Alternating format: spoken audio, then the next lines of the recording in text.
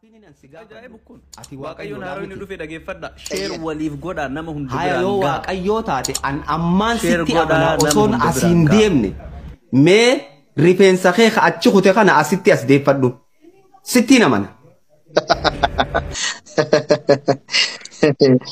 Rifeensa achi yennaan uumaa ture jedha. Ammaan asitti ati Waaqayyo jeesitti amana. Yoo Waaqayyoo taateen je rifeensi kee achi molaa jira as dhufe asitti as deeffadhume ammaan ati Waaqayyo jeesitti amana na kuno osoo ummanni namni kumni lama ulaalaa jiru dhaggeeffadhu namichaan galgala gachiisee dhuunfaa bulu eessaa dhufe Waaqayyo gaaffii kee fudhadhu ka dhaggeeffadhu ka ayyee galgala gachiisee ganama dhufe waan uume hundumaatti qajeelaa uume bareeda ta'uusaas argee mirkaneesseera. Akka qajeelaa uume hin beekne ati maal goota rifeensi Waaqayyo ifin jettee bar. Waaqayyo waa hunda godhuu danda'a. Mee rifeensuma kee kana as fidiin agarsiise asitti. Deebii fudhadhu ka.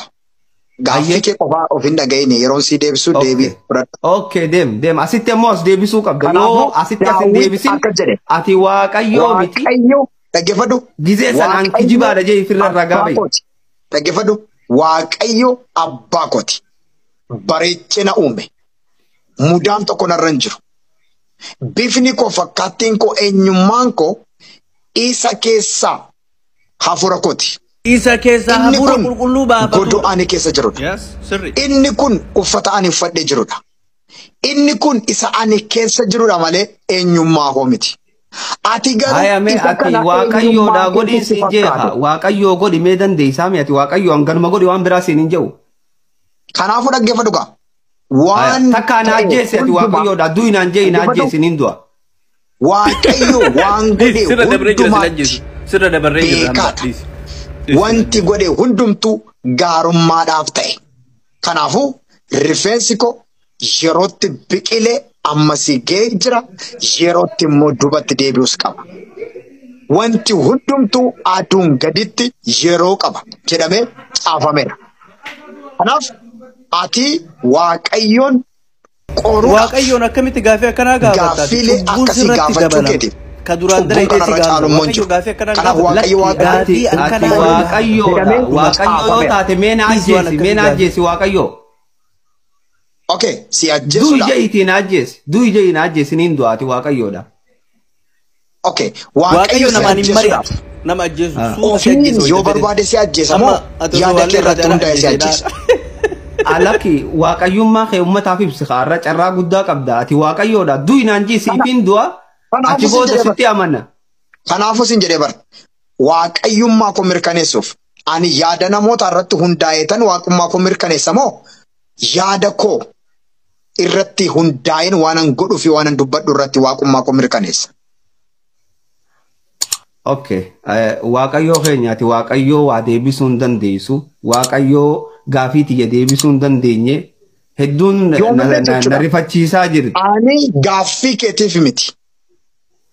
Wanta ati gaafa nama kabaja miskiinaaf yaada rakkoo keessaa baasa. Gaaffiin ani si gaafadhe namummaa atamma jaldeessa moo nama? Mee maaliif si fakkaata? Kanaafan eenyummaa kee beektu bara kanaafan si gaafachaa jira. Ati jaldeessa moo nama? Lakki ani eenyu si fakkaata beena laale. Akkan si beekutti ati nama. Garuu ati immoo namummaa kee hin beektu. Kanaafan si gaafadhe. Atu osoo beektu ka jaldeessaa nama jettee na gaafattu. Dhaggeeffadhu namummaadhaan Muhammadin si caala moo nama guutuu akka keetii si jedheen si gaafadhe. Nama guutuu akka kiyyaatti namummaan nan caalu. Kanaaf kana qofa kanaatti deebisuu qabdu. Yoo akkas ta'e inni nama yoo ta'e nu cubbamaadha. Namni hundinuu Waaqayyoon yakkaniiru. Inni Waaqayyootti irrateera. Namoota keessaa innis isa tokkodha. Yoo Waaqayyoodhaan jette inni Waaqayyoodha waan ta'eef kanaaf isaaf falmitee sin jedha. Nama taanaan maaliif isa namoota biraarra caalchiftu? Nabiyummaa yoo ta'e nabiyoonni lakkoofsan qaban isa dura kan ka'an bara kana keessattis kan jiran. Inni eenyuun caale? Maaliif isa qofaaf dhaabbattu sin? Moo Okay. isatu anaaf dhaabbadhaa jedhee dhaaba sin dhaabbate. Isaatu siifin deebisaa dhageeffadhu gaa. Isaatu haqaan deema. Amantii haqaati qabatee dhufe.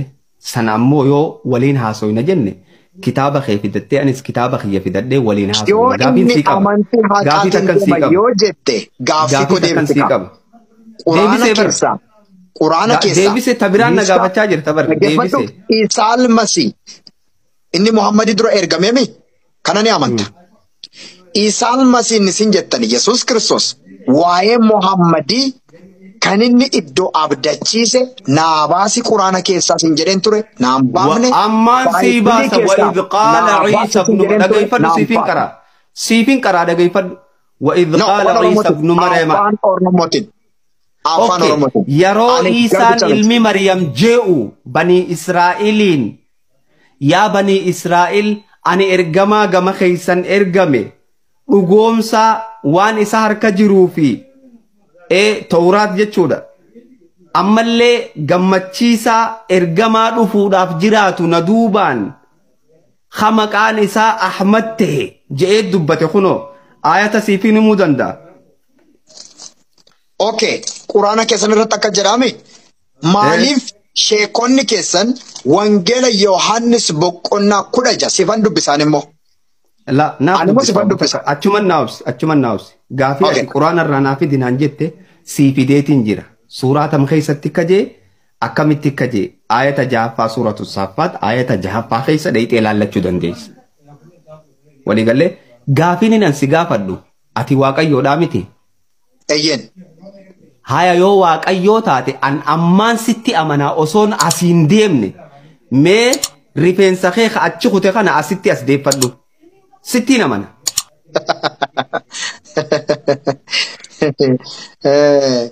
Bakka ammaan asitti ati waaqayyo jee sitti amana. Yoo waaqayyoo taateen jee rifeensi kee achi molaa jira as dhufe asitti as deeffadhume ammaan ati waaqayyo jee sitti amana. Naa kunoo osoo uummanni namni kumni lama nu ilaalaa jiru. Dhaggeeffadhu. Godhuu ni dandeessaa san. Amma gaaffii kee fudhadhu kaa. Dhaggeeffadhu. Hayyee. Waaqayyo matti qajeelaa uume bareedaa ta'uusaas argee mirkaneesseera. Rifeensi Ati waaqayyo ifin jettee bara. Waaqayyo waa hunda godhuu danda'a. Mee rifeensuma kee kana as fidiin agarsiise asitti. deebii fudhadhu kaa. Gaaffii kee qofaa of hin dhaga'ine yeroon si deebisu deebii fudhadhu. Okay, deem. Asitti ammoo as deebisuu qabda. Kanaafuu Yoo asitti as hin Daawit deebisin akka jedhe. ati waaqayyoo miti. Waaqayyo dhaggeeffadhu. Gizee sanaan Waaqayyo kijibaadha jee ifirra ragaa abbaa ba'i. kooti. Dhaggeeffadhu. Waaqayyo abbaa kooti. Bareechina uume. Mudaan tokko narra hin jiru. Bifni koo fakkaattiin koo eenyummaan koo isa keessaa hafuura kooti. Inni kun godoo ani keessa jirudha. Inni kun uffata ani uffadhee jirudha. Inni kun isa ani keessa jirudha malee eenyummaa koo miti. Ati Hayame garuu ati waaqayyoodhaa godhiin si jeeha. Waaqayyoo godhi mee dandeessaa mi ati waaqayyoo hanganuma godhi waan biraa siin hin jehu. Kanaafuu dhaggeeffadhu kaa. Takka na ajjeesi ati waaqayyoodhaa du'i naan jee na ajjeesi nin du'a. Waaqayyo waan godhe hundumaatti beekaadha. Wanti godhe hundumtuu gaarummaadhaaf ta'e. Kanaafuu rifeensi koo yerootti biqilee ammasii ga'ee jira. Yerootti immoo dubatti deebi'us qaba. Wanti hundumtuu aduun gaditti yeroo qaba jedhamee caafameera.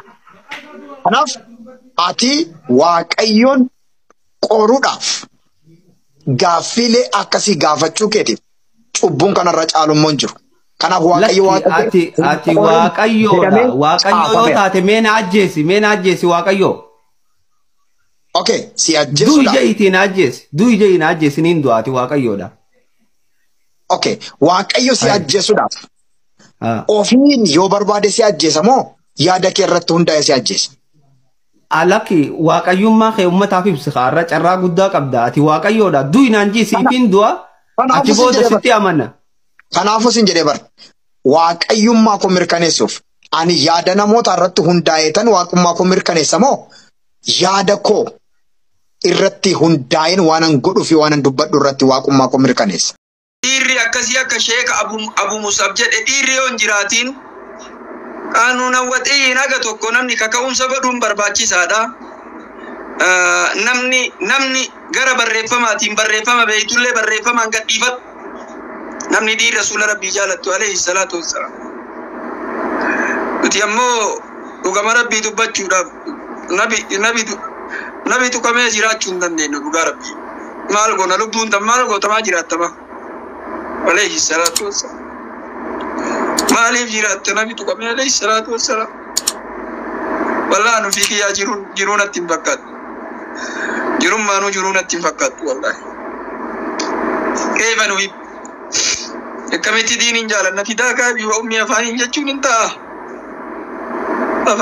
Afaaniin dubbatuun ni ta'a. Nuti wanni kana nu godhe guddaan hoo jiraate seenaa nabii beekuu dhabu. Alayhi salaatu wassalaam hambituun barataa jirti, barumsa barataa jirti. Kitaaba kenna barattee sitti deebitee si mormaa jirti bara. Kenna Kadiirii fi Hasan seenaa nabii osoo barate maan baranne wanni nuti beeynu Manchesteriin keessa tacaawachii nagam jira. Chelsea hoo, Arsenaaliin hoo, Liverpooliin hoo tacaawachii lakkooyin. Muhammad ibn Abdullah Rasuula Rabbi alayhi salaatu wassalaam Muhammad ta'uu beeytan malee. Haadhummaan Rasuula Rabbii ijoolleen Rasuula Rabbii hagam jechuu kana naman beeyne fakkatii minan naasi wallaahi hedduu. Afaaniin dubbatuun hin ta'u. Rasuula Rabbii jaalanna jechuun hin ta'u. Hattaa tattabi'a millatahu. Haga karaa isaa hordoftee waan inni si ajajetti dalaytutti. Waan inni sirraa si dhoogge haga dhooggamtutti. Maqaa bichaan dubbatuun hin ta'u. Arran tana jarri rafne. Rabbi nutti himee jira Quraana keessatti jarri isin hin jaalattu jecha. Isintu jaalata malee. Wallaahi jarri isin hin jaalattu jecha Rabbi nutti hime. Kana bichaa miti. Waan jarri afaanii baafatte bichaa miti. Wamaa tukhfii suduuruhum akbar Rabbi nuun jedha. Waan qoma jaraa keessatti dhoysitetu irra guddaa Rabbi nuun jedha nutti hime. Waan jarri qomatti dhoysitetu irra guddaa Rabbi nuun jedhe. Hattan kenna Kadiirii ilaali jaalallee eenyuun godhataa jirti. Eenyuun waliin saahiboomtee deemaa jirti. Man huwa saahibuka. Saahibni kee al'aana eenyuun waliin mana shaayibeetii deemte eenyuun waliin nyaatte eenyuun waliin dhuydeetiin hin deemaa jirti. Kenna kun muumina tuffattee ka masgiida deemu tuffattee saahiba masgiida deemu sheeka masgiida deemu hiriyaa kee gaarii tuffattee man huwa saahibuka eenyu saahibni kee eenyu waliin oolaa jirtaati. Eenyutu diin kenna xiqqeessaa jira yoo nu taate malee numatu diin kenna xiqqeessaa hin jirru. Bakka oolumee ilaala kulliin kenna maal keessa jirra waa barataa jirra. Hadiisa Rasuula Rabbii hin jaalanne jenna malee barataa jirra. Ammoo ka barate kunillee afaaniin immoo itti dalagaa jira. Gaafa waa argaman ammootiin yoom takkaa kabalamte ati diin kana keessatti. Addunyaa daaru imtihaan barganta fatanaati. Rijaalli asiin dura tarte baraboo. Sii miti dubartiitu bara. Gadaa duraanii. Subayyaa binti Gibaatiin beeytu ati. Haala yaasir. Sabran haala yaasir fayyannama ho'i tokko mol janna jee Rasuulli Rabbii. Obsa! Diin keessatti azabamanii. Nabi alayhi salaatu wassalaam waan godhuufi dhabete. Waan godhuuf hin dandeenye Nabi alayhi salaatu wassalaam. Uma godhuuf hin qabu waytiisan. Maal jaan bira gaanii sabran haala yaasir fayyannama ho'i tokko mol janna. Obsa! Beellamni kenna jannata. Sumayyaa binti Gibaat dubartii maal godhan gaala tokko gamanaan ka'anii luka isii garanaan illee gaalatti achi fannisanii ka garanaan illee gaalatti fannisanii gaala gara soofaa kanaallee gara soofaa waa buucaan fir'auna haadhihi l'umma ka Rasuuli Rabbii jedhe alayhi salaatu wassalaam isii bakka kee kana soo Muhammad dhufee jaalattaa laa nama si dura amane yoo nutti himi laa nama tokko hin beeku Sumayyaa binti Gibaattu jedhama. Namni Rasuula Rabbiitti amane eenyuun faayi himime laa radiyallahu anha. Har'an tana nuti dubartii hanqanne.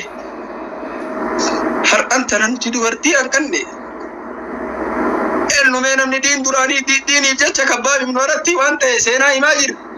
Wa Kabbaab ibnu Aratti radiyallahu anhu wa ardaa. Abo sibiila tumtuudhaan sammuu isaa kana keessa dirra isaa kana keessa sibiila tubain. Kabbaabiin maaratti sibiila tuma. Qeeni warra sibiila tumtusani rasuula rabbiitti amanee jennaan. Sayyidittiin isaa tammaan isa bitatte akkam goote gubdee qaama kana sibiila kana maraan gubdee. Wanni sibiila san abbootiin hin qabbaneessu hin jiru bishaaniin itti dayfanarraa gadi bu'u jee barcuma. Gaafa tokko Umar radiyallahu anhu wardaa dirra isaa kana laalee faja filamin Umarirraa irraa fiigee bar maaluma sin nuti qubaan qabnu jee eeboo. Nuti qubaan qabnu nuti abboo wanni nuti mul'atu rasuula rabbiiti jedhe alayhi salaatu wassalaam. Nuti rasuula rabbiitu nu mul'ataa yoo itti san nuti qubaan qaama akkana ta'e kana kullii qubaan qabnu jee eeboo. Kullii quba qabnu jee rasuula rabbiitu alayhi salaatu wassalaam. Rasuula rabbiitu nu mul'atan jenne alayhi salaatu wassalaam. Har'aatiin kabalamtee diin keessattiin kabalamtee sibiila bar sibiila baysanii diimeessanii duwida kana mara duwidi kun marti jiru kabbaabi maaratti radiyallahu anhu wardaa wa kabbaabi maaratti wa kubayb ibn adiy gaafa kubayb ibn adiy boota tan'iimatti gadi baasanii cicciran haala inni lubbuu jiruun irraa cicciranii barabboo soati gadhiifamtee rasuulli boota kee kana ta'ee jaalatta laa shookan takka waraantu rasuula rabbii shookan maan takka waraantu minni radiyallahu dhiirri akkasiin tartee baraboo dhiiratu tare har'a maal taane diinii maal dalayte diin kana keessatti maaluma dalayten kabalamte qubatutti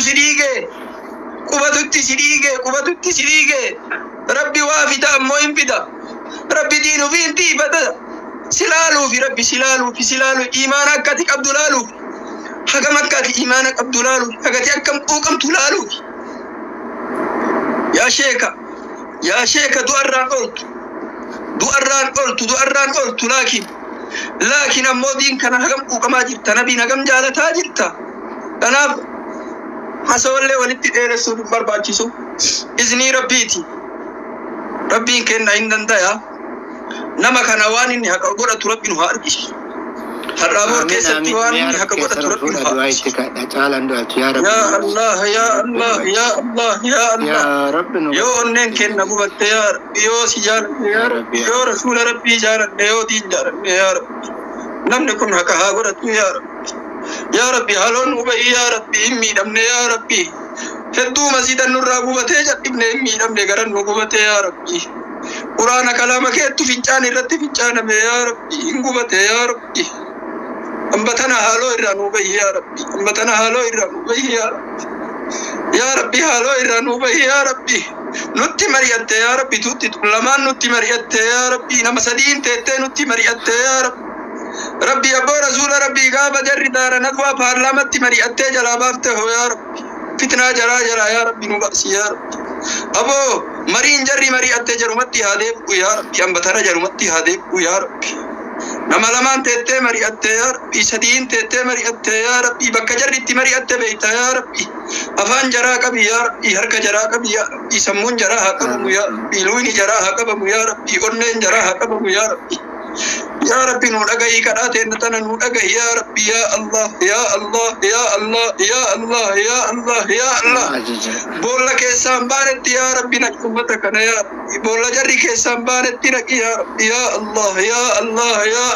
ya Allah daddafitti nama kana haaloo nu bahi ya Rabbi waa hedduun haaloo namaa baata ya Rabbi bubbeen haaloo namaa baata ya Rabbi kinnisaan haaloo namaa baata ya Rabbi awwaan nisaan haaloo namaa baata ya Rabbi bookeen haaloo namaa baata ya Rabbi bishaaniin haaloo namaa baata ya Rabbi ardii gadi kutuun haaloo namaa baata ya Rabbi abboo Allahumma arinaa fiihi ajaa'iba qudratika ya Allah ajaa'iba qudraa keetii nu argisiisi keessatti ya Rabbi اللهم اكفنا فيه يا ربي بما شئت وكيف شئت يا الله وان فيتين هالون به يا ربي نتندن نجبن نكيت يا ربي يا الله نتسكرنا يا ربي يا الله نكرنا جت يا ربي يا الله دعائين تنتم بك هارغت يا ربي نمني سوان حق قدتم حق تام يا ربي معجزه رتي ومدس يا ربي كومني مرتي رتي لالت يا ربي كومني مرتي رتي لالت يا ربي علامة نمني مرتي رتي لالت يا ربي نوركسيس يا الله يا الله يا الله يا الله يا الله يا الله يا الله يا ربي يا الله يا ربي يا الله يا ربي يا الله نمسن هرابور كيستي يا ربي حالون وهي هرابور كيستي نو أرجسني يا ربي كنم نرتي لالتو يا ربي كمسلمان نجات يا ربي كمسلمان نجات يا مراتي يا الله عقوبة نمني يا الله مسلمان نجات يا الله يا الله كنافكت الرمني كت ليل اللي نمني الربا كانك كنامتي كنامتي كرفو كنامتي نمني ليلي ربي بلا واقبت نمني ليلي كات ربي تيت نمني كن هاكبا مجا يسمون هاكبا أفان هاكبا ملوني هاكبا نمني ربي بلا واقبت نويمتي نويما سيانقوت مكنامتي مسكينة كنامتي نمني هركان اللبن كانوا قليلا من الليل ما يجعون كربي جهد بتمؤمن ننجرا قبروني ربي هنجرتي كدو دتي اللي فيديو تو أرجيتوري فيديو سن ولين كان فتوى قرارا أبو معاذ موينو لاتا فيديو جتمان أرجمله مباشرة أرجنه ما ليبر باتشي سه نما ربي كنا قد نما روكي تدركا كنا نتاعي وجنين تاني فتوى في دليل ولتفدوني بفكنا ما ليبر باتشي سه سجدوا شيكا روبيت الرهاس أني جدين برباد يعني خليه سنة متجمع ولين كان بتاثرن تفجر أبو معاذ موينو ساد لاتا فيديو سنوار جتني حمزة فياتي حمزة مئة ربي يوتي ناجيسي أنتنا منا مالو جدني ترني سن أكا كوتي مي انتا شيكارو بمي ديكا توكو فتو تربلتني برباچي سادا كانان صدركا كان نما صدركا كانو وانتي اتهمان وانتي مدالن مدر تاني أكا كان فيديو عن أبو معاذ شيكارو بإفسا أبو معاذ شيك كمالين كانان غافن تاهي عسو نما دينا كوتي جالتو نما دينا قدمو يوتا اتنان تاي هذا دليل موتا ما برباچي سي نما قد كنا ولين تاني فتوى في دليل كيف دتو جچو مالي برباچي سي اسكي إيش جدون تكوسي نركب ده بارك الله فيك قاضي كي أجت أنا دور اللي نامي شكونه دو أبو موسى بيكنا أبو موسى بيكنا كينج ميجر أبو موسى بيكنا ده إيه تكنا كاسة